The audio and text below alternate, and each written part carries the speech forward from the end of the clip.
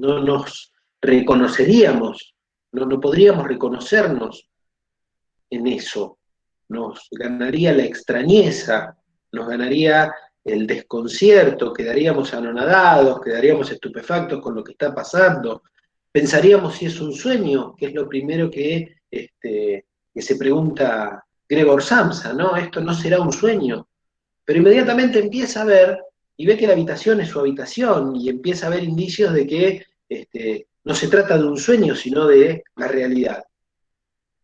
Y piensa o se pregunta si no sería lo más lógico seguir durmiendo, ¿sí? Si ¿qué pasaría? Se pregunta, si duermo un poco más y olvido todas las chifladuras. Bien, esto podríamos decir es algo bastante cercano a lo que le sucede a los adolescentes.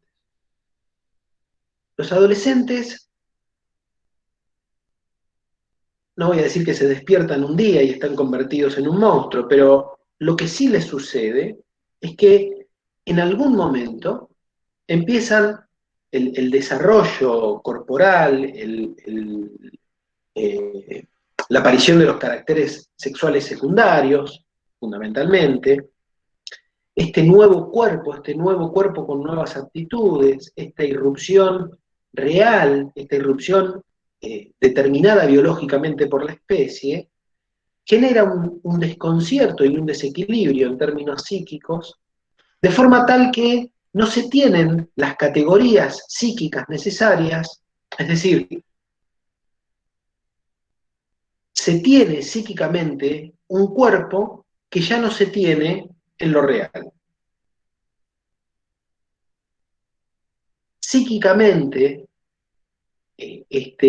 a partir de este cambio abrupto, lo que se observa es que en la psiquis de esos púberes, podríamos decir, en la psiquis todavía vive el niño. ¿Mm? Entonces, lo que podríamos decir es que el modo de entender, o mejor dicho, lo que se teoriza en relación con la adolescencia, tiene que ver fundamentalmente con el modo de dar cuenta de este intento de reposicionarse en relación con un cuerpo que apareció de golpe, que irrumpió, que como dice Averasturi, este segundo despertar sexual, la aparición de los caracteres sexuales secundarios junto con el crecimiento del cuerpo, es vivido subjetivamente como una invasión. El puber vive el desarrollo de su cuerpo como una invasión y se refugia en su mundo interno. Este planteo que hace Arminda Verasturi, podríamos decir, es: la realidad le resulta tan desconocida, tan extraña, que prefieren refugiarse en su mundo interno. Es similar al movimiento que se plantea Gregor Samsa, ¿sí? en esta pequeña novela. Alguien que se despierta tiene un cuerpo en el que no reconoce, que no entiende, que no lo siente como propio, entonces se pregunta si lo mejor no será dormir. Es decir, refugiarse en un mundo por lo complejo que le resulta lo que ve en ese mundo. ¿Y qué es lo que ve en ese mundo? Bueno, fundamentalmente ve un cuerpo en el cual, al cual no siente como propio. ¿Mm? Me interesa seguir esta idea porque es claramente distinta, casi diría opuesta, a la idea de la adolescencia como una etapa del desarrollo que aparece por presiones sociales. ¿Sí? ¿Existen las presiones sociales en la adolescencia? Claramente existen las presiones sociales en la adolescencia. ¿Sí? Existen las presiones por que alguien encuentre un lugar en la sociedad, con que alguien se inserte de un modo distinto en la sociedad, con que alguien tome responsabilidades, en fin. Pero el principio de la adolescencia no es debido a las presiones sociales se pueden desdeñar, se las puede otorgarle poco valor, se las puede dejar a un costado, se les puede no dar importancia.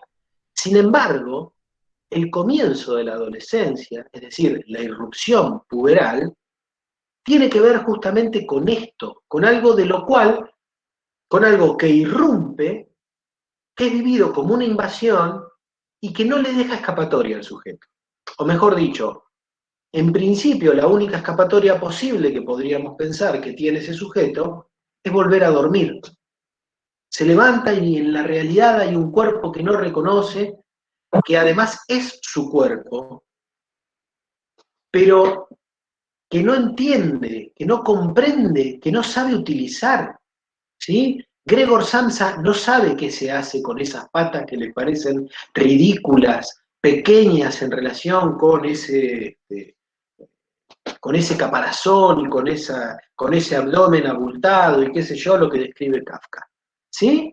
Entonces, me parecía interesante comenzar de este modo, porque la adolescencia no es algo paulatino, la adolescencia no es algo que tiene que ver con lo que una sociedad entiende por el ser o no ser adolescente, sino que la adolescencia es algo que está digitado por la especie, que tiene que ver con el desarrollo puntualmente de los caracteres sexuales secundarios y que al sujeto lo deja atónito, lo deja sin saber qué hacer con eso.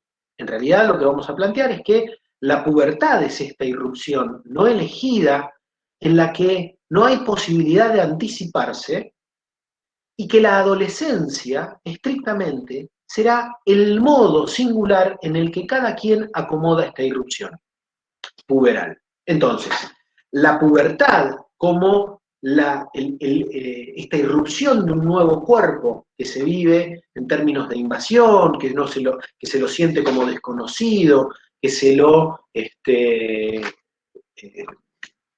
en el que el sujeto no se reconoce, en fin, y la adolescencia como los trabajos psíquicos necesarios para reposicionarse en relación con ese cuerpo.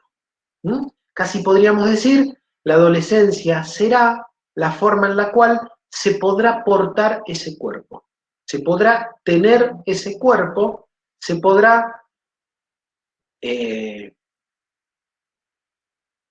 le podrá dar uso a ese cuerpo con características distintas. Quiero decir, con nuevas aptitudes, fundamentalmente en el plano estrictamente sexual. ¿Sí? Hay un quantum funcional, dirá Freud, vinculado con la aptitud para el coito y la capacidad reproductiva, junto con, digamos, que son capacidades nuevas que tiene este cuerpo, que aparecen a partir de esta irrupción puberal. La adolescencia será entonces todos los trabajos psíquicos, todos los movimientos psíquicos, todos los movimientos simbólicos, imaginarios, que tendrán que realizarse para que alguien pueda portar ese cuerpo y que con las características que tiene, es decir, con las características que tiene en términos de uso, pensándolo fundamentalmente en el terreno sexual, implicará poder con ese cuerpo tener ciertos vínculos en términos amorosos con algún otro. ¿Mm? Si se quiere, la adolescencia o este tiempo del desarrollo psíquico es donde más clara y cabalmente se ve el desfasaje que hay entre lo biológico y lo psíquico. En términos biológicos, hay sujetos que ya son aptos para la procreación, por ejemplo. En términos psíquicos, lo que observamos es que no se tiene posibilidades de afrontar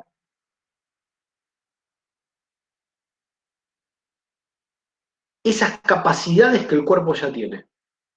El cuerpo tiene ciertas capacidades, pero psíquicamente se sigue siendo un niño. El cuerpo es el cuerpo de un... No quiero que la metáfora vaya en esa dirección del cuento de Kafka, Es ¿no? como, profe, es como en el Sí, ejemplo ese que daban en una parte del texto donde dice que él dejó embarazada a una chica de 17 años, pero él se siente de 14 todavía. exactamente, exactamente, incluso de menos, ¿no? Miente su edad, entre el compañero está haciendo alusión a el caso trabajado por Arminda Verasturi, del chico que deja embarazada a, ¿no? Y cuando en su espacio de terapia, él dice, yo simplemente soy un chico que se acostó con A. Él no puede entender las consecuencias de sus actos. ¿Mm? Cuando pensamos la adolescencia, vamos a decir que la adolescencia es junto con Tuber, que lo plantea muy contundentemente en ese aspecto, es una nueva encarnación simbólica. ¿Mm? Podríamos pensar que es el nacimiento de un nuevo sujeto en ciertos términos, ¿no? Porque en realidad se resignifica toda la historia anterior. Va a ser fundamental lo que haya sucedido en la primera infancia, en el primer despertar sexual, lo que haya pasado en términos vinculares allí, lo que haya sucedido, esto que fuimos viendo en la unidad número 2, lo que haya sucedido en relación con si se obtuvo un lugar en el deseo de algún otro, los significantes que ese otro nos fue dando, en fin. Sin embargo, todo eso que sucedió en la infancia, en la adolescencia va a ser resignificado. ¿Mm? Podríamos decir, se despierta un día el puber y tiene un cuerpo que no reconoce, que siente como una invasión y todo esto que venimos diciendo, se refugia en la fantasía, en su mundo interno, como dice Arminda Verasturi, pero desde allí va a tener que salir a la realidad. ¿Mm? Cuando el adolescente se refugia en la fantasía, y esto lo podemos ver claramente, digamos, esto tiene una forma de presentación observable. Cuando uno ve un puber recién desarrollado, lo que uno empieza a ver es que primero que aparece una torpeza corporal descomunal. No saben cómo portar ese cuerpo y no es metáfora. Se chocan las cosas, ¿sí? No tienen la posibilidad de maniobrar con ese cuerpo.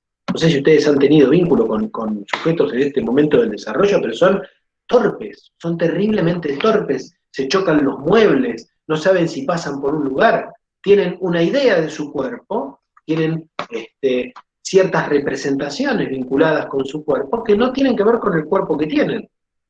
Tienen más que ver, si se quiere, con representaciones infantiles del cuerpo. ¿Sí?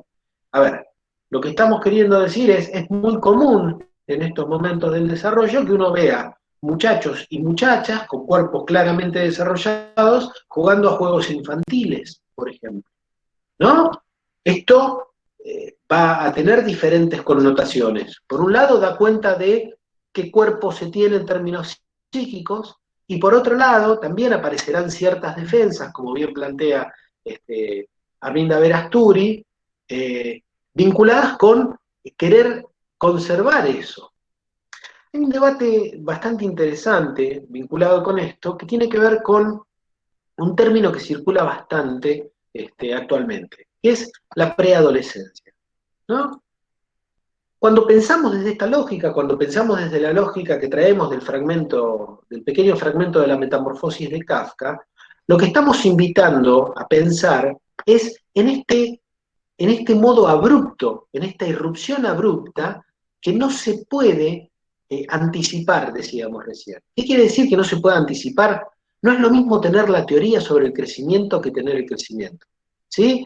No es lo mismo que Gregor Samsa haya leído un tratado sobre cómo amoldarse a tener el cuerpo de un monstruo insecto, a levantarse un día y ser un monstruo insecto. Insisto, la metáfora no va en esa dirección, no se tiene un cuerpo monstruoso, se tiene un cuerpo que tiene algunas cosas que inquietan bastante más. ¿sí? Se tiene un cuerpo que tiene ciertas capacidades que son más inquietantes, si se quiere, para el sujeto. Y el otro aspecto, digamos, entonces, cuando pensamos en la preadolescencia, lo que vamos a decir es interesante que a los chicos que todavía no son adolescentes se les hable sobre las consecuencias que tendrá su desarrollo. Ahora, no es lo mismo que a uno le cuenten algo a que algo le acontezca. Entonces, lo que no va a haber son posibilidades de que alguien esté preparado para esto. ¿Mm? Uno puede estar informado sobre lo que va a suceder y eso es muy interesante y podemos pensar todo el costado vinculado con la ESI, la educación sexual integral y todo, digamos, lo que apunta en relación con, em, con permitir y no permitir cosas vinculadas con su cuerpo, en fin, información vinculada con lo que va a suceder en la adolescencia. Ahora, todo eso no puede servir como anticipación. Cuando el segundo despertar sexual irrumpe, irrumpe. Y cuando irrumpe, rompe. Cuando quiero decir rompe es tira por el piso las categorías simbólico-imaginarias que se tenían para posicionarse en el mundo hasta ese momento. Entonces, lo que va a suceder, si lo pensamos bien, tiene la misma lógica que el duelo. Cuando hacíamos la distinción, cuando tratábamos de marcar la diferencia entre una decisión y el duelo, lo que estábamos diciendo es, no es lo mismo que al sujeto algo le acontezca que el sujeto tome cierta dirección. ¿Sí? No es lo mismo decidir lo que fuere, digamos, tomar una decisión y que esa decisión implique perder algo, toda decisión implica perder algo, pero toda verdadera decisión implica hacerse cargo de lo que se pierde. No es lo mismo, y en todo caso eso va a llevar a un proceso de elaboración, pero no es lo mismo eso a que uno quede privado de algo. No es lo mismo decidir perder algo a quedar privado de algo. ¿Sí? El grado de responsabilidad que tiene uno y otro es muy marcado, muy distinto. En uno hay una acción concreta del sujeto, en el otro es el mundo tiene una acción para con el sujeto. Diametralmente opuesto en ese punto. Bueno, la pubertad entra dentro de las cosas no elegidas. Podríamos decir que acontecen. El mundo da su veredicto al igual que en el duelo. ¿Sí? ¿Y cuál es el duelo que aparece en la adolescencia? Bueno, fundamentalmente el duelo por el cuerpo infantil. Gregor Samsa se despertó y en algún momento va a tener que llorar el cuerpo que ya no tiene, junto con todo lo que tenía armado en relación con ese cuerpo. Gregor Samsa tendrá que hacer el duelo por su cuerpo humano, cuerpo que ya no tiene. ¿Sí? Esto mismo acontece esto mismo es lo que el forzamiento que la pubertad produce en el psiquismo. La primera salida que tendrá, el primer movimiento que hará un adolescente, Arminda Benasturi lo va planteando en términos de tiempo, en el primer semestre, por ejemplo, será refugiarse en su fantasía, refugiarse en el mundo interno. Refugiarse en el mundo interno porque la realidad es insoportable. Suceden cosas en la realidad que, fundamentalmente a nivel del cuerpo, que son inentendibles, que no se las puede reabsorber, que no se las puede digerir.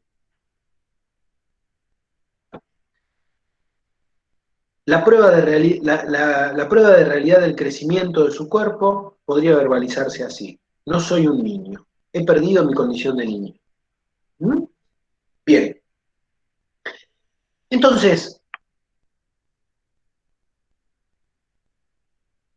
podríamos decir que esta irrupción puberal, este segundo despertar sexual, como lo llama Freud, lo que hace, en principio, es generar todo esto que venimos diciendo, que tomamos a partir de la novelita de Kafka,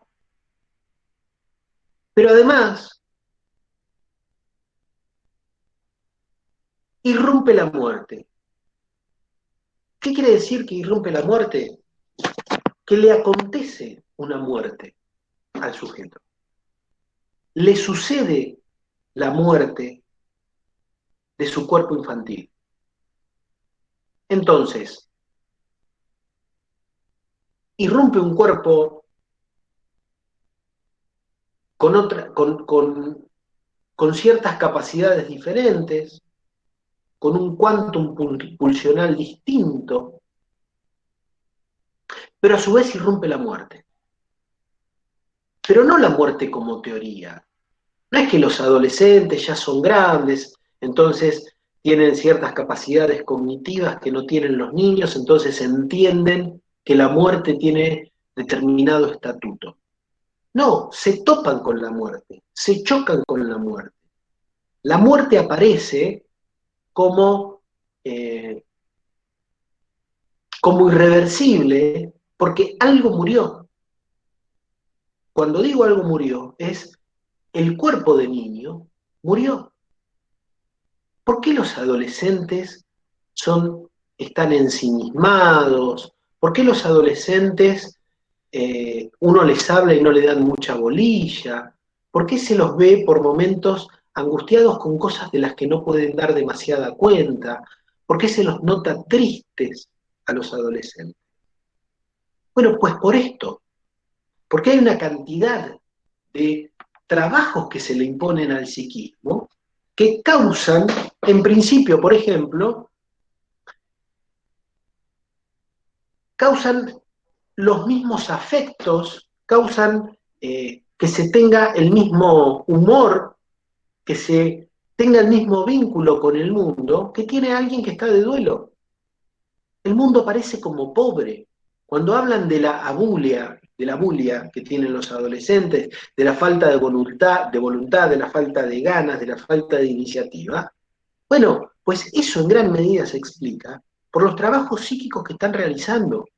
Un sujeto adolescente es un sujeto que está en pleno proceso de duelo, por ejemplo, del triple duelo como plantea Arminda Verasturi. La adolescencia implica 3 duelos: el duelo por el cuerpo, el duelo por los padres y el duelo por la identidad. Pero en principio es el duelo por el cuerpo que ya no se tiene. ¿Sí? Por eso me parece tan contundente el inicio de la metamorfosis. Alguien se levanta y no tiene ese cuerpo. Tiene un cuerpo en el que se desconoce, que no lo siente como propio, pero además extraña el cuerpo que tenía. Le duele no tener el cuerpo que tenía. Tiene que entender que ese cuerpo murió. ¿Sí? Podríamos decir, ahí hay un duelo universal, un duelo por el que pasamos todos. No hay forma de que alguien viva alegremente esto, de que diga, buenísimo, tengo un cuerpo mucho más potente, mucho más grande, con capacidades sexuales, etc. Nadie puede vivir esto en términos alegres, porque en realidad lo que sucede es que algo irrumpe y el sujeto tiene que ponerse a ver el modo en el que elabora la muerte de su cuerpo infantil. ¿Mm? Entonces, podríamos pensar a la adolescencia vinculado con todos estos aspectos relacionados con el cuerpo. ¿Mm? Y como bien decía el compañero, de la mano va el aspecto de tener que responsabilizarse. ¿Mm? Si el comienzo de la adolescencia lo marca algo que el sujeto no elige, algo que tiene que ver con una irrupción vivida subjetivamente y personalmente como una invasión, si bien el comienzo de la adolescencia es ese, vamos a decir que el fin tiene otra forma. El fin de la adolescencia tendrá que ver con el modo en el que un sujeto se posiciona en relación con eso. ¿Sí? Una nueva encarnación subjetiva, decíamos, siguiendo a Tuber. Lo que queremos decir es que Si el fin de la adolescencia es un hecho biológico, si el principio de la adolescencia es un hecho biológico, el fin de la adolescencia tendrá que ver con el modo en el que un sujeto se posiciona, fundamentalmente frente a su palabra. Parte de los trabajos que tendrá que desarrollar un adolescente, parte de los trabajos que impone.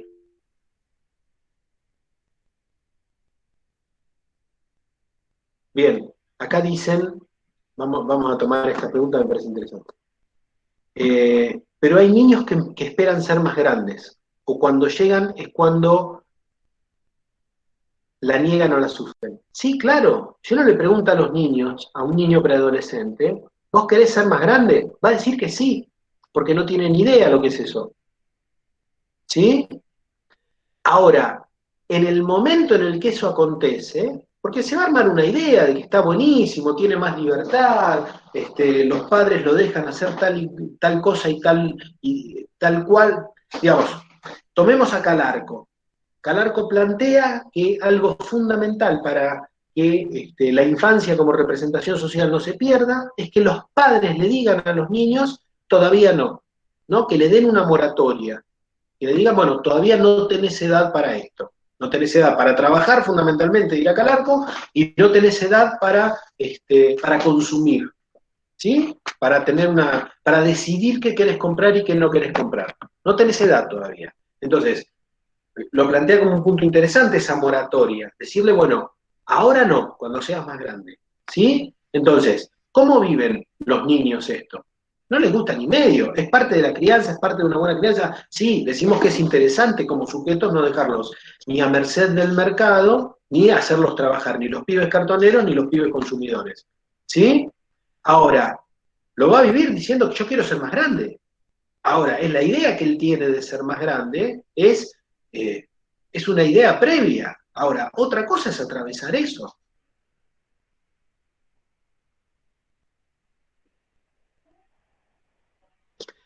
Claro, lo que acontece cuando uno encuentra justamente los relatos de los púberes, es lo que le pasa a este chico que describe Arminda Verasturi, ¿no? Eh, no, no, eh, no es que quieren ser chicos, no tienen con qué ser grandes, que no es lo mismo. ¿Sí? Eh, a ver, cuando digo no tienen con qué ser grandes, es no pueden responder frente a ciertas cosas. ¿La pasó bien acostándose con A? Bueno, puede ser que la haya pasado bien. Ahora, lo que no puede es responder a ese embarazo, a las consecuencias de ese acto. ¿Sí? No tiene categorías con las cuales responder. Por eso decimos que es donde más desmesuradamente aparece el desfasaje entre lo biológico y lo psíquico. Biológicamente se tiene un cuerpo apto para la procreación, se tiene un cuerpo apto para cierto disfrute sexual diferente. La irresponsabilidad y la negación son dos cosas diferentes. Acá están preguntando sobre si es irresponsabilidad o negación. La negación es un tema por el que todos los años pasamos. No es lo mismo negación que desmentida, en principio. ¿Mm? Decíamos que la defensa psíquica que aparece, sobre todo en el primer tiempo del duelo, es la desmentida. ¿Mm? Y que la desmentida tiene una contundencia distinta a la negación. La negación es un acto de habla, la desmentida es un hecho que toca la percepción. ¿Sí? Es creer que el muerto viene, creer que sentí, lo estaba esperando, ¿no? Hablamos de duelo en relación con la muerte de alguien, es seguir actuando de determinadas formas. Pero acá lo que estamos diciendo es que este sujeto, este muchacho, no está verseando, digamos, no es que, una cosa es que él se haga el otario, que él sepa las consecuencias de su acto, perdón, no sé si los términos son los más indicados, que él sepa las consecuencias de su acto y trate de eludir la responsabilidad que eso implica. Eso es una cosa. Y otra cosa es no tener con qué responder, ¿sí? Pero no por decir, bueno, no, puede ser que, quién sabe si yo soy el padre, no está diciendo eso. él no puede hacerse cargo de eso que hizo todavía. La adolescencia será el proceso frente al cual alguien puede hacerse cargo de sus actos. Porque en el proceso adolescente, que comienza con esta irrupción corporal, después tendrá que haber una serie de movimientos simbólicos, entre esos movimientos el desprenderse de la autoridad de los padres, el deshacimiento de la autoridad parental, dirá Freud, uno de los trabajos psíquicos más complejos y dolorosos, ¿no? El deshacimiento de la autoridad parental implicará que alguien se arme un sistema de valores diferente al sistema de valores de los padres y decida por sí mismo. Decida por sí mismo quiere decir que tome los rumbos que cree que tiene que tomar, que se dedique al oficio que tiene ganas de realizar, que estudie lo que tiene ganas de estudiar, en fin. El fin de la adolescencia lo vamos a medir justamente desde dos aspectos, pero uno de los aspectos desde los cuales lo vamos a pensar es, que son similares los dos aspectos, pero uno de los aspectos tendrá que ver con la responsabilidad, ¿sí? Y la responsabilidad es de lo que uno puede hacerse cargo. Pero no porque, digamos, cuando veamos en la clase siguiente Calvano vamos a poder trabajar un poco mejor esto. No es lo que se responde para afuera. Para afuera uno puede decir, puede mentir, puede utilizar cierta negación de duda en relación a cuánto tuvo que ver uno en eso que hizo. Frente a uno mismo es. Podríamos decir, la responsabilidad se mide frente a uno mismo. Cuando alguien no puede hacerse cargo de ciertas cosas, lo pensamos frente a uno mismo, no frente a una instancia externa. A una instancia externa se la puede engañar, eludir, disfrazar, mentir, engañar a uno. Y esa es la dimensión que nos interesa. La dimensión de uno, digamos, que uno tiene frente a uno mismo. Ya vamos a ver cómo se puede visualizar más claramente esto. Cuando alguien íntimamente empieza a entender que tuvo que ver con ciertas acciones, lo que va a aparecer son sensaciones vinculadas con el arrepentimiento, con la culpa, pero estamos hablando de esas sensaciones. A ver, Asturi lo plantea en términos de, bueno, el psicópata sería quien en la adolescencia no logra realizar ese trabajo, no logra hacer ese movimiento de apropiación de su propia palabra. En realidad es apropiarse de su deseo.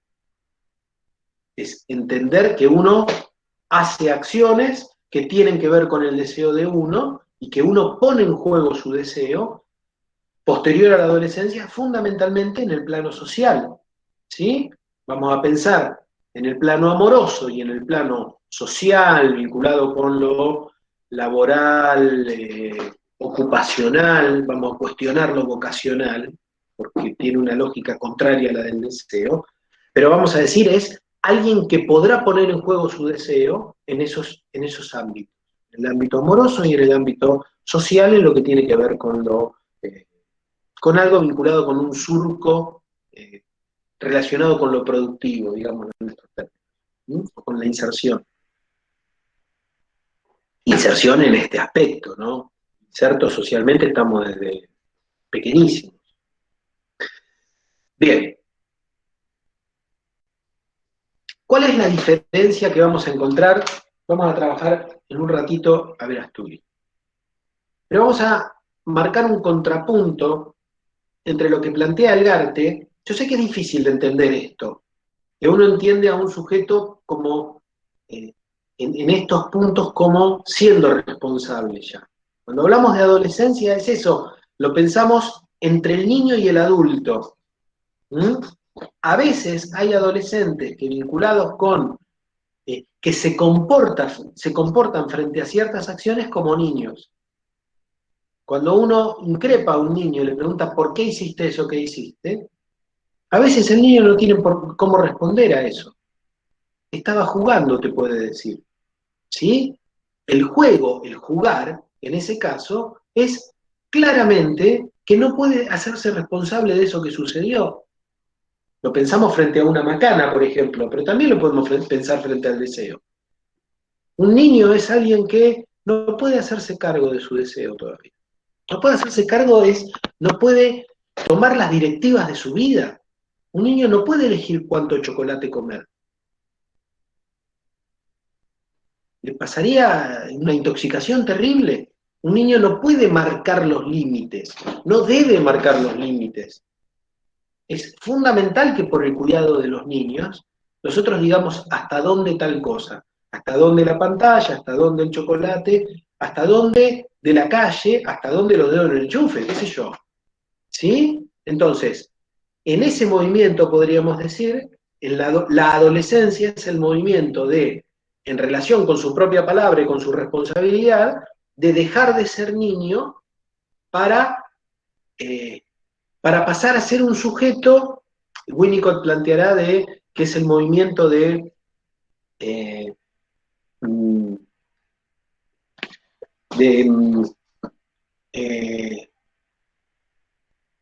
independencia, digamos, desde la independencia absoluta que implica el ser niño, hasta, de la dependencia absoluta que implica ser niño, hasta una independencia relativa, que es lo máximo que podemos lograr como humanos, ¿no? Nosotros podemos lograr una independencia relativa, siempre somos dependientes afectivamente de los otros, somos dependientes socialmente del resto de los humanos, dependientes en el sentido de que todo lo que nos rodea, hay algo de eso que toma Tuber, todo lo que nos rodea está hecho por algunos otros, ¿sí? La computadora, alguien armó esta plataforma para que nosotros pudiéramos conectarnos, el mouse para que yo pudiera mover el cursor, ¿sí?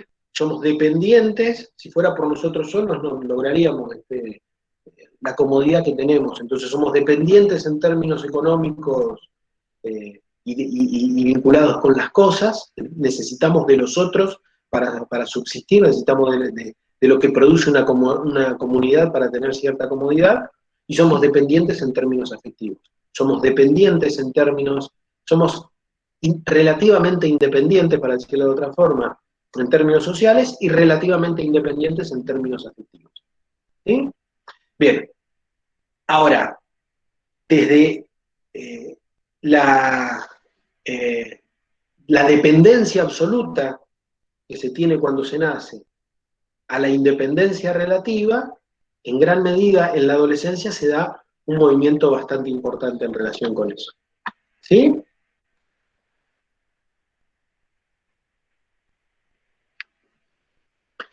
Bien. Decíamos que el contrapunto fundamental, o la diferencia en realidad, la diferencia fundamental que hay entre Tubert y Elgarte, es el modo de entender la adolescencia. Tienen un mismo planteo bastante claro y bastante contundente, y también que nosotros venimos desarrollando desde el principio de la materia, que tiene que ver con cómo entienden el desarrollo, cómo entienden lo evolutivo, ¿no? Vinculado con lucha de contrarios, con saltos abruptos, entienden a la adolescencia no como una etapa en la que se adolece, ¿no? Elgarte empieza a hacer un desarrollo muy, muy claro de la etimología de la palabra adolescente, y lo que dice es que su participio tiene que ver más con el creciendo que con el adolecer.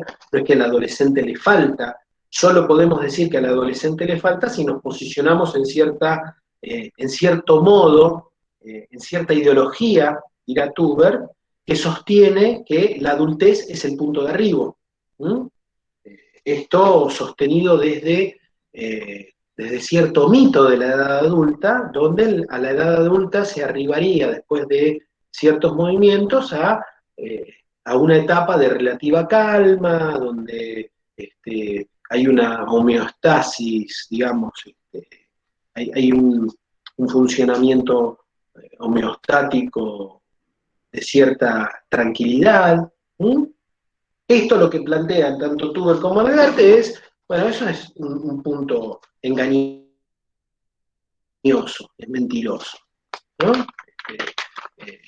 No es cierto que la adolescencia, que la adultez sea eso, ¿no? Madurez, estabilidad, equilibrio, han entrado en crisis puesto que forman parte de las ideologías represivas al servicio del mantenimiento del orden establecido, dirá tú, contundente, ¿no? No existe la edad adulta, o al menos no existe vinculada con todos estos adjetivos, ¿no? Madurez, estabilidad, equilibrio, adultez. No hay ningún momento de la vida en los que aparezca esto. Todo momento de la vida, toda etapa en el desarrollo del psiquismo será inestable, con ciertos desequilibrios, donde en términos de constitución subjetiva hay un punto donde no nos detenemos, el desarrollo no se detiene. Siempre hay puntos de tensión, de conflicto. La idea, justamente, hay una cita que toma Tuber de Mostafa Sofán, que es excelente, ¿no? Esto que creemos solo lo constatamos en otros, ¿no? ¿Qué cosa hay más difícil para un sujeto que darse cuenta de que sus semejantes son verdaderos semejantes? Es decir, que ninguno de ellos posee aquello de lo cual él se cree desprovisto.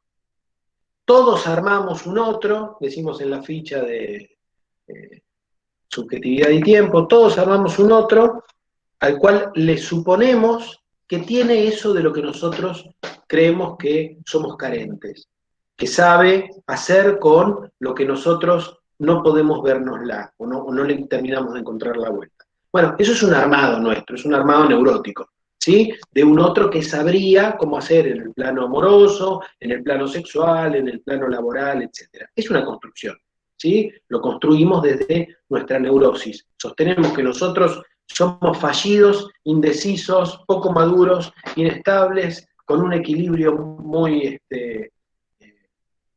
o desequilibrados, pero suponemos que hay algún otro que no tiene estas características, que es más bien maduro, estable, que tiene equilibrio, que sabe decidir, que sabe hacia dónde ir, bueno, eso es una construcción nuestra. En todo caso, lo que se pregunta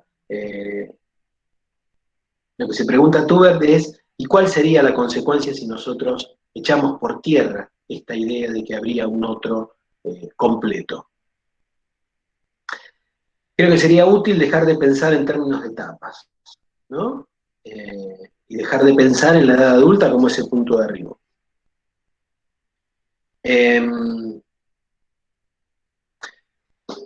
Volviendo a la distinción entre Tuber y Elgarte. Tuber hace un planteo más desdibujado de lo que concibe como estructura adolescente, ¿no? La hipótesis de Tuber, podríamos decir, estoy en la página 15, es sobre el final de la página 15, no se trata de una mera cuestión terminológica, dice. Lo que propongo es concebir a la adolescencia como una estructura o configuración, que no comienza ni finaliza en un momento determinado de la vida, sino que es el producto de una historia que se inicia con el nacimiento del niño y aún antes, cuando aparece el proyecto de su vida en la historia de quienes lo engendraron. Las determinaciones fundamentales de esta configuración o estructura, del mismo modo que las del sujeto en general, se encuentran en un sistema de significaciones o representaciones sociales que es mediatizado por los vínculos familiares, intersubjetividad en la que se constituirá el sujeto. Entonces, Tuber entiende a la adolescencia como una estructura que no comienza ni finaliza en un momento determinado, sino que incluso se puede rastrear hasta el principio mismo del nacimiento del sujeto, incluso antes, cuando ese sujeto es pensado por quienes ocuparán el lugar de otros. ¿Sí? Me parece que el punto fundamental de distinción entre el Garte y Tubert es que el Garte entiende a la adolescencia como tiempo lógico, donde puede situar mucho más claramente su principio y su fin. Son interesantísimos los aportes de Tubert en todo sentido, desde este cuestionamiento a pensar el psiquismo como sin contradicciones, sin conflicto. Entonces la adolescencia aparecería como un momento inusual entre dos momentos de calma, homeostáticos, donde lo que reinaría es la tranquilidad, etcétera, y dice no, esto no es tan así, como tampoco hay una oposición clara entre lo normal y lo patológico, son ilusiones, lo mismo que el mito de la edad adulta, es una construcción social que tiene que ver con ciertas ideologías dominantes y represivas, etc. ¿No? Ahora, todo ese aspecto lo tomamos. Ahora, a la hora de definir la estructura adolescente, se desdibujan las fronteras de principio y fin, logrando, sí creo, una interesantísima definición de esa estructura.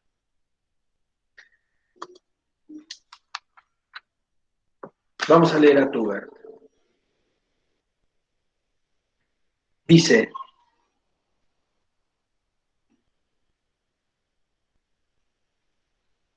a ver si me encuentro.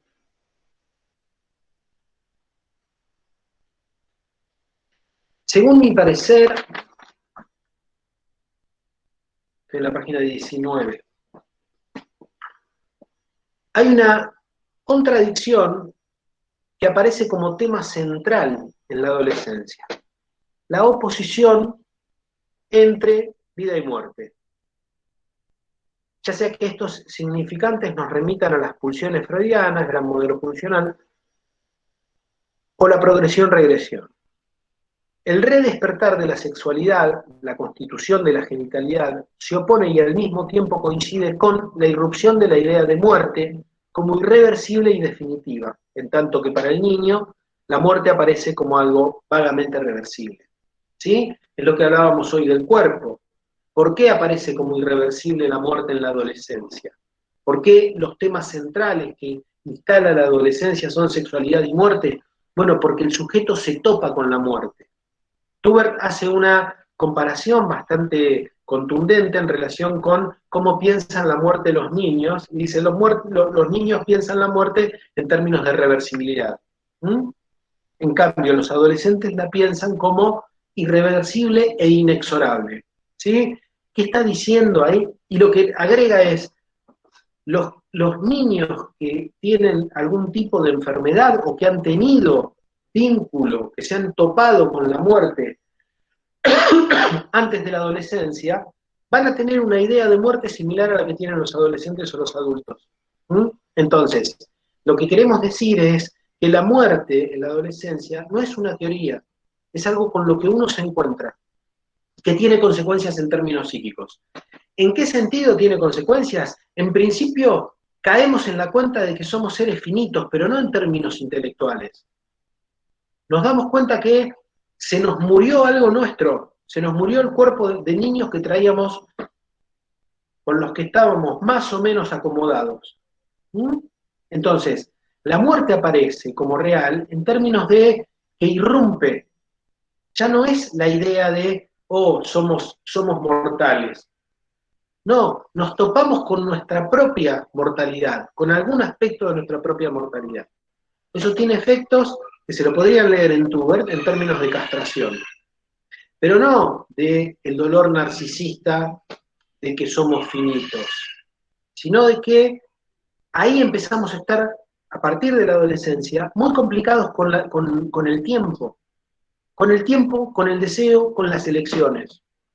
Ya sabemos que el paso del tiempo es siempre un transcurso hacia la muerte y a la muerte como inexorable, y que eso nos complica a la hora de decidir. ¿Por qué? Porque aparece esta idea de la irreversibilidad. Si tomamos un camino en lugar de otro, no es que podemos volver al punto cero y tomar el camino que ahora sí creemos que es el correcto, que ya no era tomamos el camino A, volvemos y decimos, no, el camino A no era, tomamos el B. No, ese Digamos, la irrupción de la muerte como la muerte del cuerpo, como con lo que se encuentra Gregor Samsa, es justamente lo que hace que empecemos a estar complicados con el tiempo. ¿Mm? Con el tiempo y con el deseo, porque el punto ahí, si uno está estructurado de cierta forma, es que el tiempo no vuelve atrás y que el deseo sigue pulsando por concretarse. Entonces,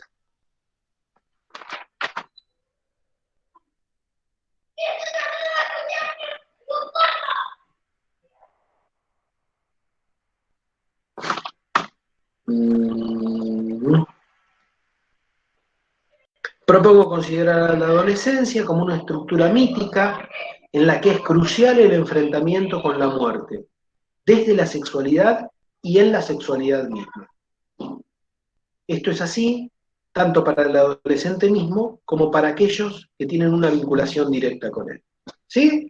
En la adolescencia, podríamos decir, entonces, aparecen como temas centrales sexualidad y muerte. Sexualidad y muerte, que son temas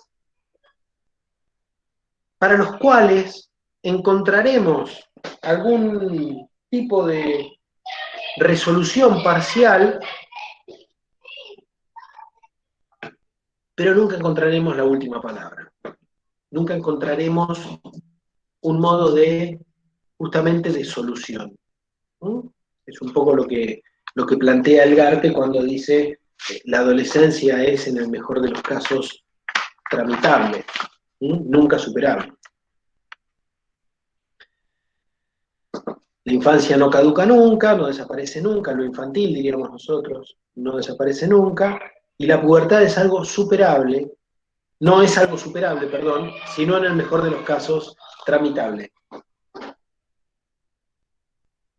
Bien, la diferencia entonces entre Tubert y Elgarte es que Elgarte va a ser mucho más preciso en, Tubert va a ser mucho más preciso, perdón, un segundito.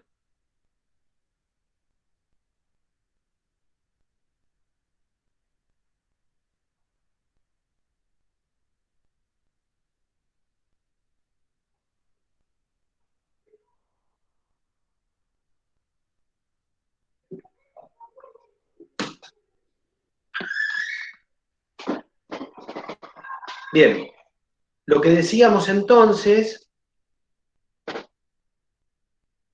es que la diferencia fundamental entre Tubert y Elgarte es que en Elgarte va a aparecer como mucho más claramente definido principio y fin de la adolescencia. ¿Mm? En la estructura adolescente aparece como más desdibujado esto de comienza en un momento, comienza incluso en el momento del nacimiento, o previo al nacimiento, cuando aparece la idea de quienes engendrarán a este sujeto. Elgarte entiende a la adolescencia como un tiempo lógico. ¿Mm? Entonces, tiempo lógico que tendrá estas tres dimensiones que veíamos con Lacan, el instante de ver, el tiempo de comprender y el momento de concluir, donde la pubertad será el instante de ver que irrumpe en el psiquismo, que pone a trabajar el psiquismo.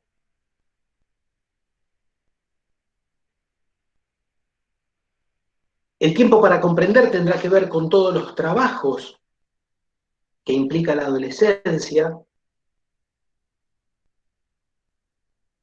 el rehallazgo de objeto, la posición sexuada, el deshacimiento de la autoridad parental. Y finalmente se llegará a un punto, que lo vamos a pensar desde dos formas, ¿sí?, en la cual no se superará la adolescencia, ¿sí?, no es superable, pero en el desarrollo normal, diríamos, algo se tramitará. ¿Mm? sin que esto se haga de una vez y para siempre, porque eso tiene que ver con el mito de la edad adulta.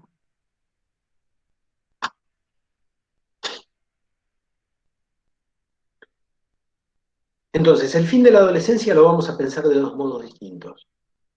Lo vamos a pensar como como un abrochamiento fantasmático, en términos intrapsíquicos. Esto no lo vamos a poder desarrollar mucho por falta de tiempo, pero lo que vamos a pensar, que es cercano a esto, es el fin de la adolescencia como responsabilidad.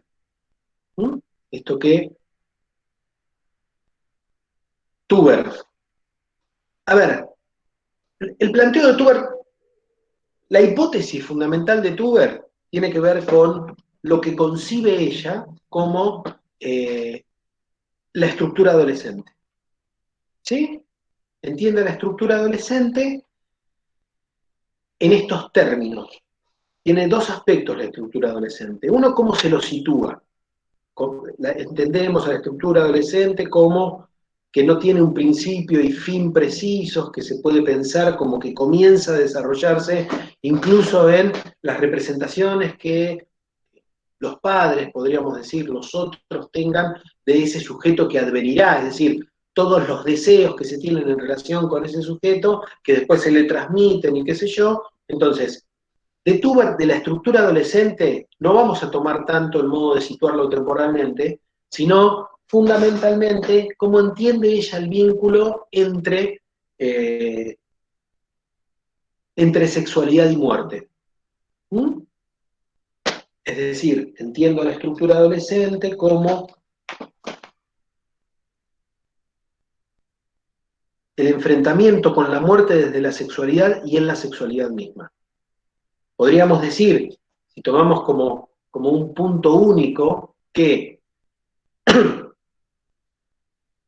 el momento en el que Gregor Samsa se despierta y tiene otro cuerpo, si seguimos con esta metáfora, ese acto lo que hace es instalar la muerte, porque lo que aparece es la muerte del cuerpo que se tenía, y plantear la sexualidad de un modo distinto. ¿Por qué? Porque se tiene un cuerpo con ciertas aptitudes sexuales que hasta ese momento no se tenían. Entonces, podríamos pensar que en un mismo movimiento aparecen la sexualidad de un modo diferente, porque la sexualidad existía con anterioridad, la sexualidad infantil tiene ciertas características, pero este nuevo cuerpo implica un vínculo con un otro, que la satisfacción de este cuerpo involucra a un otro. Entonces, en un mismo acto, podríamos decir, irrumpen sexualidad y muerte. La forma en la que lo dice puntualmente Tuber es: propongo considerar a la adolescencia como una estructura mítica en la que es crucial el enfrentamiento con la muerte desde la sexualidad y en la sexualidad misma. ¿Sí? Entonces, esos son los recortes que tomamos de Tuber, el modo en el que entiende la estructura adolescente. ¿Qué? El contenido de la estructura adolescente, podríamos decir, no el modo de situarlo temporalmente. Y además todos los desarrollos previos de lo que entiende en relación con el mito de la edad adulta, esta construcción de un otro, de que existiría un otro, que sabría hacer con eso, con lo que nosotros creemos que no sabemos. En todo caso, eso es un armado ideológico, de un otro completo, de un otro adulto como maduro, etcétera, que tenga todas estas particularidades que decíamos con anterioridad. ¿Sí? Ella dice: eso es la representación ideológica de cierto modo represivo. Entonces, tomamos estructura, definimos estructura, pero para pensar el principio y fin estrictamente de la adolescencia vamos a tomar el verbo. En Tuber, el principio y el fin se desdibujan por este modo de entenderlo, que en realidad en la estructura adolescente entrarían todos estos aspectos previos. Va a ser necesario, para que la estructura adolescente se dé,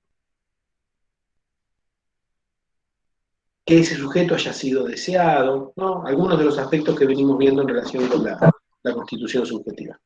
Bien. ¿Sí? Y del Garte vamos a tomar fundamentalmente cómo piensa el principio y fin. El principio es bastante claro cómo lo piensan los diferentes autores. Averasturi lo pensará del mismo modo. En realidad hay un consenso muy grande en pensar que el principio de la adolescencia es la pubertad. En todo caso, la adolescencia la pensamos como el síntoma de la pubertad, es decir, los trabajos que la pubertad impone. Pubertad que al irrumpir plantea dos aspectos. Uno, el de encontrarse con la muerte del cuerpo de niño, y como consecuencia de ello, toda la caída de una posición en el mundo, del armado de la escena infantil como escena simbólica imaginaria, y a su vez la irrupción de un cuerpo con un quantum pulsional y ciertas capacidades que el cuerpo infantil no tenía. Fundamentalmente vinculado con el desarrollo genital, cierta, sí, pensemos en términos de capacidades, ciertas capacidades que el cuerpo infantil no tenía. ¿Sí? Entonces, cuando alguien no logra apropiarse de esas capacidades que ese nuevo cuerpo tiene, lo que sucede es el ejemplo de Averasturi. Hay un sujeto que comete una acción de la cual no puede responsabilizarse, pero no se hace el sonso, no tiene con qué. Es como si dijéramos un niño con un cuerpo de adulto. Tomará, o puede ser que haga determinadas cosas, pero no va a tener con qué responder. Insisto, el chico de Averasturi es un chico que no puede responder todavía. Ese debate lo vamos a establecer con Calvano cuando la semana próxima abordemos puntualmente el tema de adolescencia e imputabilidad. Adolescencia, responsabilidad, imputabilidad e inimputabilidad. ¿Sí? Entonces, lo que queremos decir es, hay sujetos que tienen un cuerpo con capacidades, pero digamos, pueden darle cierto uso, pero no pueden responder todavía por las consecuencias de sus actos. Bien, en el Garte vamos a tomar esto, y el fin, justamente, de la adolescencia, lo vamos a tomar como un nuevo abrochamiento fantasmático, es decir, un reposicionamiento del sujeto, que tendrá que ver con asumir cierta posición en relación con lo sexual, el deshacimiento de la autoridad parental, el despegarse de los dichos de los otros, armarse un sistema de valores propios. Todos estos movimientos se irán dando, en principio, como bien plantea Averasturi, en el plano de la fantasía, frente a la irrupción de la pubertad. La primera salida que tomará es refugiarse en lo conocido. ¿Y dónde está lo conocido para ese sujeto? Si lo exterior es tan complejo, en el sueño, diría Kafka, en el mundo interno. Se fantaseará. Entonces, la fantasía y las palabras en la adolescencia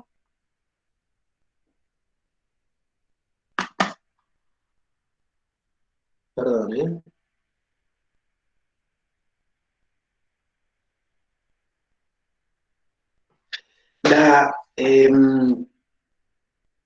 la fantasía en la adolescencia, ¿sí? Y el hablar, el debatir mucho, acá el grupo de pares es fundamental.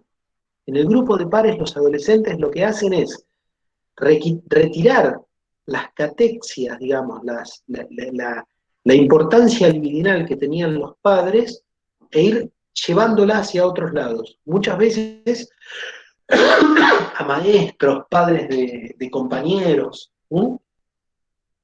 Entonces, se le irá quitando el poder que los padres tienen y se los irá cuestionando. ¿Sí? Parte de la separación que implica la adolescencia es el cuestionamiento a los padres o a quienes ocuparon el lugar de otros, ¿no? De otros con mayúscula, digo. Entonces, decimos que en la adolescencia será entonces un movimiento muy importante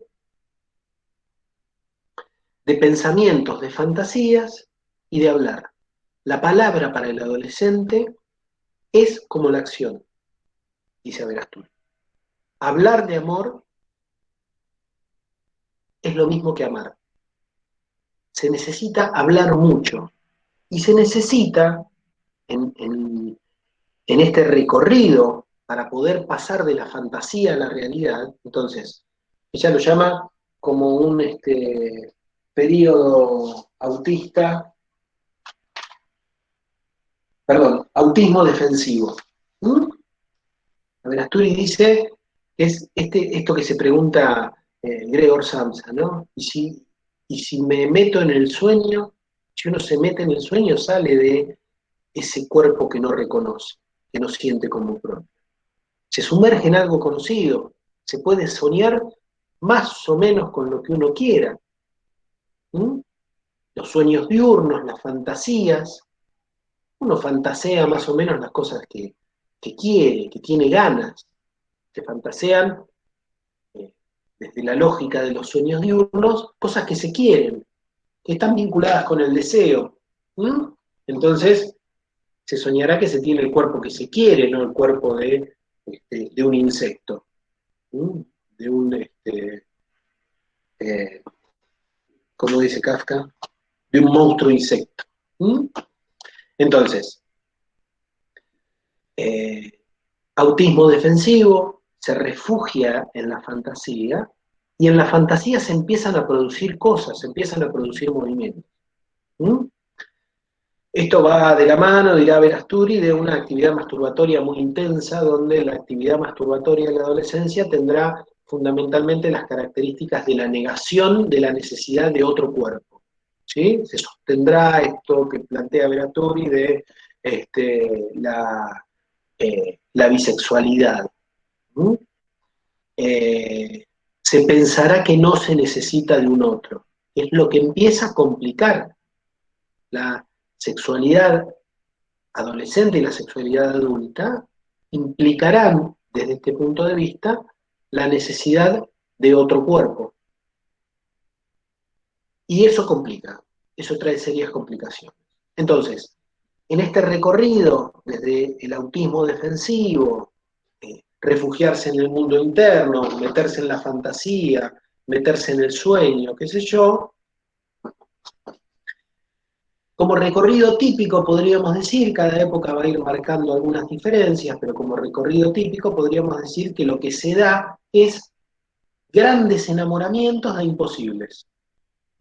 ¿Sí? Es muy común observar muchachitos o muchachitas, púberes recién adolescentes, que se agarran unos metejones, unos enamoramientos descomunales de algún imposible, alguna estrella de rock, alguna figura de la televisión, ¿no? Lo aman o la aman con locura, perdidamente, fantasean con que les da bola, fantasean con que tienen un encuentro, con que, bueno, no sé, fantasean, se fantasea con ese encuentro. Esto lo podemos pensar en términos de funcionalidad, no se fantasea cualquier cosa, ¿no? Uno no fantasea cualquier cosa. Se fantasea con lo que se puede también. Y por ahora lo que se puede es un imposible. Entonces, será lo que a veces graciosamente llamamos el enamoramiento del póster. ¿Sí? Se enamoran de una figura imposible que la tienen como póster y están enamorados de un póster. Imagínense que cuánto pueden saber sobre ese fulano o esa fulana. Nada, lo que en todo caso el mercado ofrece. Pero en líneas generales, qué sé yo quién es. No se sabe nada. Sin embargo, los niveles de enamoramiento son imposibles, descomunales. Claro, será necesario enamorarse de un imposible para después poder tener algo con un posible. El póster es un paso necesario para llegar al vecino o a la vecina. Va a ser necesario el metejón con el póster, el enamoramiento descomunal del póster, para poder llegar a la realidad. Y en la realidad está el póster. Bueno, sí, el póster, pero no está el otro en el póster. En el póster hay una foto.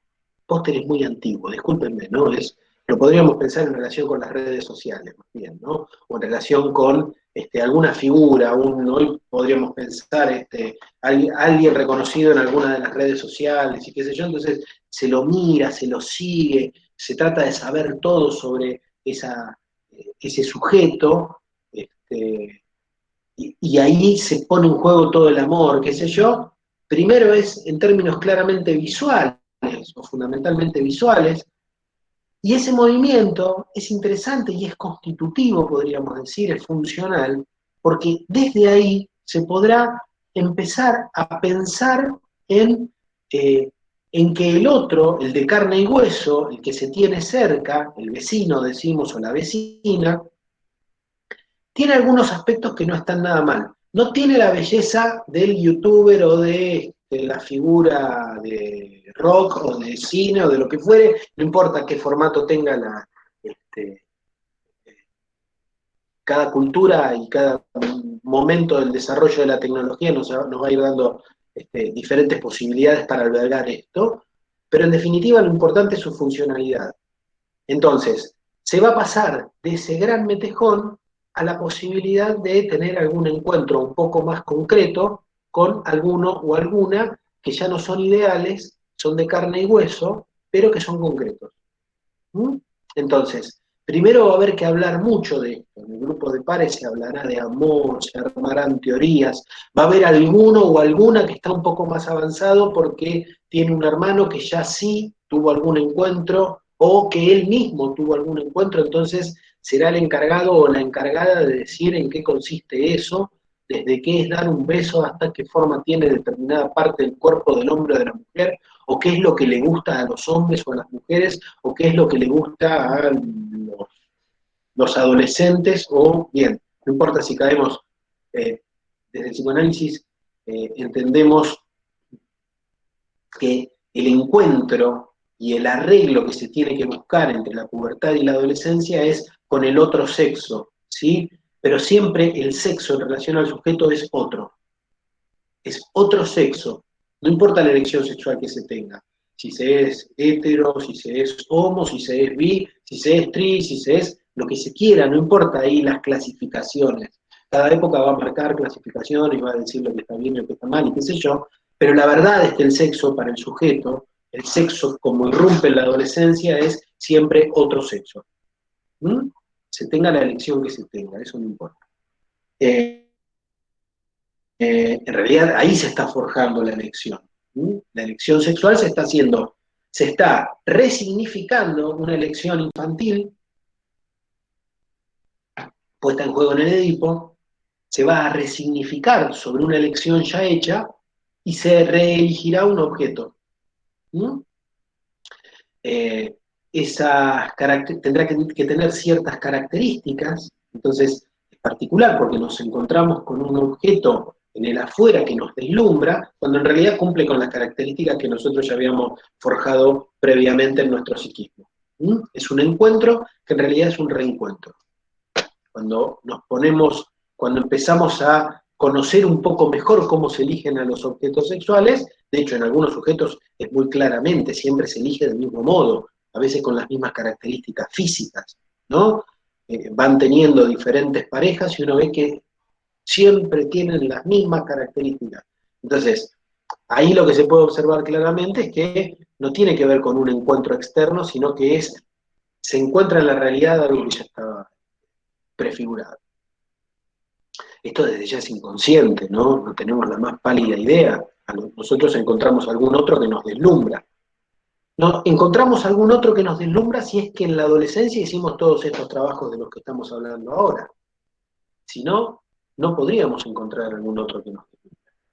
Es más, no solo eso, sino que también es necesario, y esto es también un trabajo adolescente, que podamos pasar del gran enamoramiento a otra cosa. No hay una gran diferencia entre el enamoramiento adulto y el enamoramiento adolescente. Son parecidos, son locos, desregulados, uno se enloquece cuando está enamorado. El punto es lo que se puede hacer con eso. ¿Mm? En realidad, a veces en la adolescencia no se puede salir de eso, o no se puede aguantar la distancia que hay entre lo que se idealizó y lo que se encuentra en relación con el otro. Y en todo caso, el amor tendrá que ver con lo que uno puede hacer con la distancia que hay en el otro que se eligió, eh, entre lo que uno idealizó y lo que el otro medianamente es. Ya lo veremos más adelante. Bien, volvemos al Garte. El Garte entonces entiende a la adolescencia como un tiempo lógico que tendrá un instante de ver, un tiempo para comprender y un momento de concluir. ¿Cuánto tiempo dura hasta llegar a este reposicionamiento subjetivo? ¿Cuánto tiempo se tarda? Lo que tarde cada quien. No podemos decir, sí podemos situar más o menos claramente en términos cronológicos el principio de la adolescencia, vinculado con la pubertad, con el real biológico que irrumpe, etc. De lo que no vamos a poder hablar es de un tiempo cronológico preestablecido para llevar adelante los trabajos que la adolescencia realiza y que la pubertad impone. Dice Garte, propongo concebir la adolescencia como un tiempo lógico, como una serie de secuencias que implican puntos de viraje en los que se desmorona la escena infantil, se desmorona por esta irrupción de un cuerpo que se desconoce y todo esto que venimos diciendo, con la consiguiente emergencia de angustia, y se impone el armado de un nuevo abrochamiento fantasmático en términos de fabricar un mito propio, mito como relato inverosímil de algo que no tiene explicación, de un vacío en la trama de la historia. Se le da relato al enigma. Manera de construir un fantasma, que luego podrá desconstruir. Fantasma como escena, cuadro, marco, como sostén del deseo, que al decir de Lacan tiene valor de axioma en el sentido de sentencia, de aquello que no necesita demostración. Podríamos decir un posicionamiento, un modo de pararse, que ya no es el de los padres. Lo vamos a pensar, para no ponernos para no meternos con cosas que no nos da el tiempo, de cómo se entiende este abrochamiento fantasmático, esto de términos axiomáticos de un mito que le pone trama a lo que no tiene explicación, y etcétera, lo vamos a pensar como responsabilidad. ¿Sí? El empuje puberal, como lo que pone en funcionamiento todos los trabajos adolescentes, y la responsabilidad como una posición del sujeto frente a su propio deseo y frente a su propia palabra, como el fin de la adolescencia. Pero para poder pensar esto de qué es la responsabilidad, qué implica que la responsabilidad es en dos tiempos, eso lo vamos a trabajar desde Calvano. Lo vamos a trabajar desde Calvano la clase próxima a partir del ejemplo que traían hoy. Vamos a comenzar trabajando el ejemplo que desarrolla Arminda Verasturi, que no es de ella, que está en la página 114. ¿Sí? Bien, preguntas. Sé que fuimos muy rápido.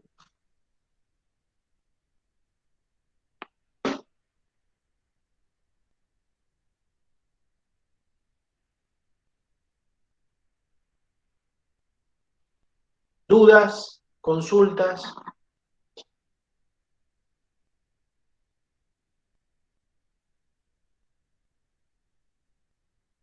Bueno, eso espero.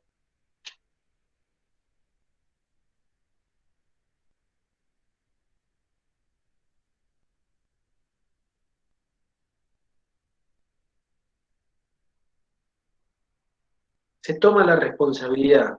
A ver, no vimos el fin de la adolescencia todavía. ¿Qué se entiende por responsabilidad? Estrictamente hablando, lo vamos a trabajar el viernes próximo, con Calvano, puntualmente. ¿Sí? ¿Qué es la responsabilidad? Por ahora la definimos brevemente como una posición del sujeto frente a su propia palabra. ¿Mm? Vamos a decir que se tendrá que poner en juego en la adultez la responsabilidad en el plano amoroso y en el plano social, laboral,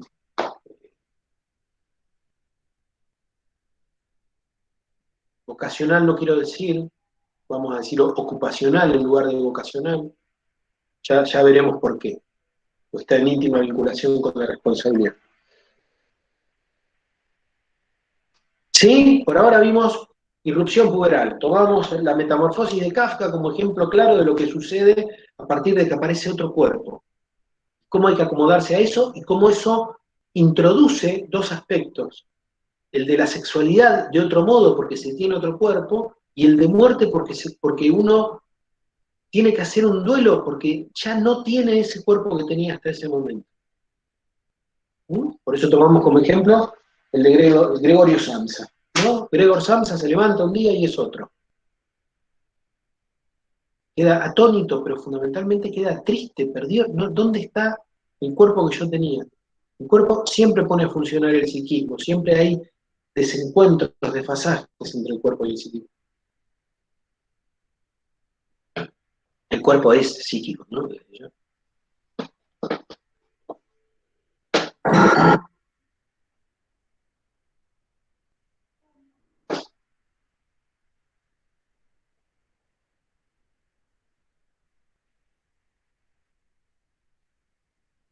No, el fin sería la responsabilidad. Decir que el fin de la adolescencia es la adultez es no explicar en realidad. ¿Sí? Es pensarlo en términos de etapas. ¿Cuándo termina la adolescencia? Cuando empieza la adultez. ¿Cuándo empieza la adolescencia? Cuando termina la infancia. No decimos muchos. Lo que tendremos que decir es qué sería la adultez. Y para pensar eso, utilizaremos la responsabilidad, que no la vamos a trabajar hoy, la vamos a pensar el viernes próximo, junto con Calvano. El texto de Miguel Calvano es imputabilidad y adolescencia. Vamos a pensar justamente esto que tiene que ver con el punto en el que nuestra sociedad dice cuándo se pasa de ser adolescente a adulto, que tiene que ver con la imputabilidad, con la posibilidad de ser juzgado, de que las acciones de uno, de que uno tenga que responder por sus propias acciones, ya no los padres de uno, sino uno, y vamos a pensar esto en términos psíquicos y en términos jurídicos. ¿Sí? Pero para arrancar a pensar esto vamos a tomar el ejemplo de Arminda Verasturi de la página 114. Este muchacho que deja embarazada a una chica y no puede responder. Responsabilidad lo vamos a entender como sinónimo de responder. Se es responsable cuando se puede responder. ¿A qué? A los hechos, pero al propio deseo. ¿Mm? A la propia palabra. Bien, nos vemos el viernes próximo. Que tengan una buena semana. Calvano y Verasturi para la clase próxima. Vamos a mencionar muy levemente Winnicott y Erikson, muy levemente. ¿Sí? ¿Quedó claro la bibliografía?